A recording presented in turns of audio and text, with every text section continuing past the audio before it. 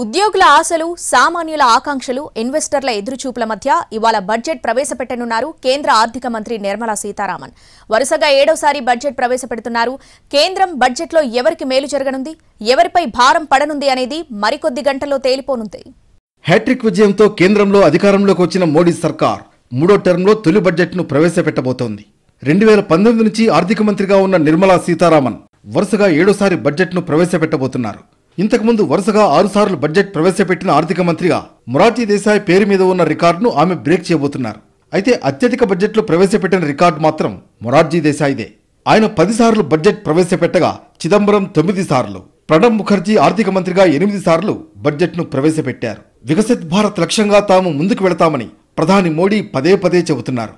అందులో భాగంగా రాబోతున్న ఈ బడ్జెట్ ఎలా ఉంటుందో అని సర్వత్రా ఆసక్తి కనిపిస్తోంది. ప్రస్తుతం ఆహార ధాన్యాలు, కూరగాయల ధరలు పెరగడం వల్ల ఆహార ద్రవ్యోల్బణం 4.8%గా ఉంది. ధరల్ని కట్టడి చేయడంతో పాటు రైతులకు ఆసరాగా ఉండే పథకాలను ఏమైనా ప్రకటిస్తారా అని అన్నదాతలు ఎదురు చూస్తున్నారు. కిసాన్ సమ్మాన్ పథకం కింద రైతులకు ఇస్తున్న 6,000 రూపాయల ఆర్థిక సాయాన్ని 8,000 లేదా 10,000 రూపాయలకు పెంచాలనే డిమాండ్ ఉంది.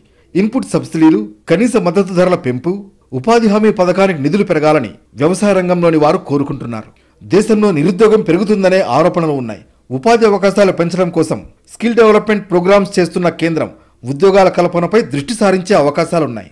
టూరిజం, ఫుడ్ ప్రాసెసింగ్తో పాటు గృహ నిర్మాణం, డిజిటల్ రంగాల్లో పెట్టుబడులను ప్రోత్సహించేలా నిర్మలా సీతారామన్ బడ్జెట్ ఉండే అవకాశాలున్నాయి. ఆరోగ్య రంగం పైన బడ్జెట్లో ఎక్కువ నిధులు కేటాయించాలని నిపుణులు ఎప్పటినుంచో చెబుతున్నారు. ప్రస్తుతం భారత జీడీపీలో దాదాపు 2% దీనికి కేటాయిస్తున్నారు. ఈసారి బడ్జెట్లో కేటాయింపులు పెంచుతారో లేదో చూడాలి. ఉద్యోగులు ఎదురు చూసేది పన్ను రాయితీల కోసం. మోడీ హయాంలో 1-2 సార్లు మినహా బడ్జెట్లో ఉద్యోగుల కోసం పెద్దగా రాయితీలు ప్రకటించలేదు. కొత్త పన్ను విధానం తీసుకొచ్చి అది ఎంచుకున్న వారికి కొన్ని మినహాయింపులు ఇస్తున్నారు. కాబట్టి కనీస మినహాయింపును ఇప్పటి స్థాయి కన్నా కనీసం ₹1,00,000 పెంచాలన్న డిమాండ్లు వినిపిస్తున్నాయి. స్టాండర్డ్ డిడక్షన్ను పెంచాలని ఉద్యోగులు కోరుకుంటున్నారు. ఇక రైల్వేస్ విషయానికొస్తే Vande Bharat, bullet trains, railway స్టేషన్ల అభివృద్ధిలో దూసుకువెళుతున్న వరుస రైలు ప్రమాదాలు డేంజర్ బెల్స్ మోగిస్తున్నాయి.